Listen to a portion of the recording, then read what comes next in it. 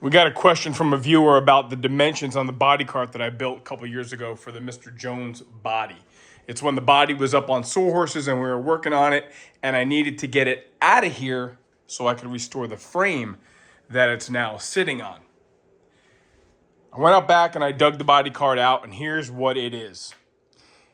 The entire unit is built on two 6x6 beams. These happen to be 6x6 by 10s. I cut them. They are exactly 110 inches long. This entire unit is 110 inches long front to back.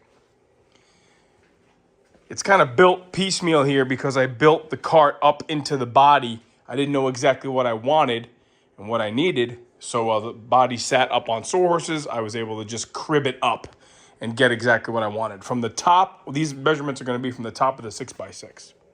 From the top of the 6x6s, which is the frame of the unit, the front, we'll call this the front tower, sits 16 inches high from the top of the 6x6s. Okay, so from the top of the frame, I have a 16-inch high front tower. The entire width of this thing is 66 inches wide. It's 5 foot 6 inches, 66 inches wide is the overall width.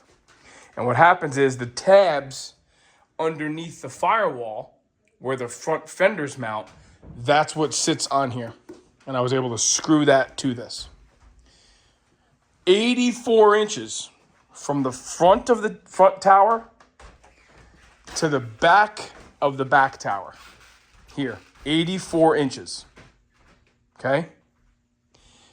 The rear tower sits 25 and a half inches high from the top of those 6x6s. The entire width of the rear tower is 37 and 3/4 inches wide. I just made it here to grab the rear body mounts that are over the rear axle. They're just body bushings. That's where this thing sits. And I ratchet strapped it down. I just put some anchors here in the side of the 6x6s to ratchet strap the back down. So it was screwed down to these front legs and it was ratchet strapped to the back. I did a little bit of a hangman type of a drawing here just to reiterate some stuff. The entire carriage is 110 inches long.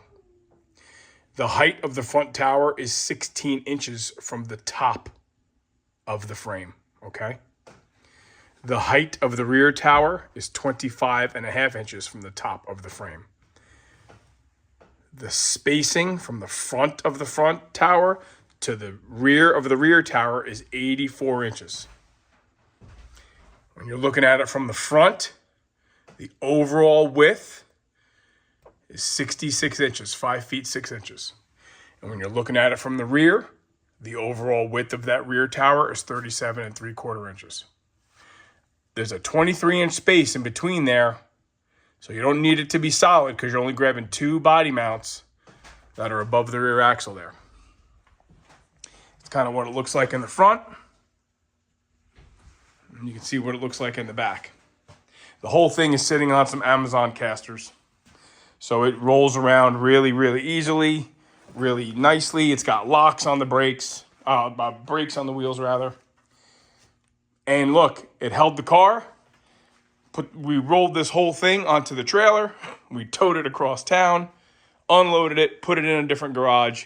We did the same thing on the way back, and it's still here. So probably if I ever had to build another one, now that I have this prototype, I'd build it out of something much more aesthetically pleasing and not a lot of Jenga pieces. But all in all, it did the job. Let me know if you have any more questions. Incidentally, I thought I'd show you how well this cart also accommodates a 68 to 72 A-body frame.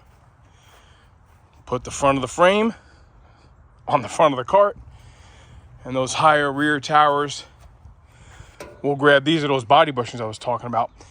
The higher rear tower will grab those spring perches just fine, and this thing is on there. And now you have a way to motivate your empty frame. So it kind of has a double duty there, you know?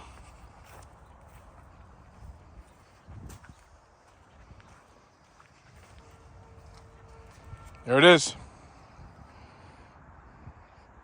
A lot of this reinforcement stuff is here after the fact, obviously, to shore it all up. So you can do your own, obviously, version of this. Stick to those rough specifications, and I'm sure it'll fit and work for you just fine.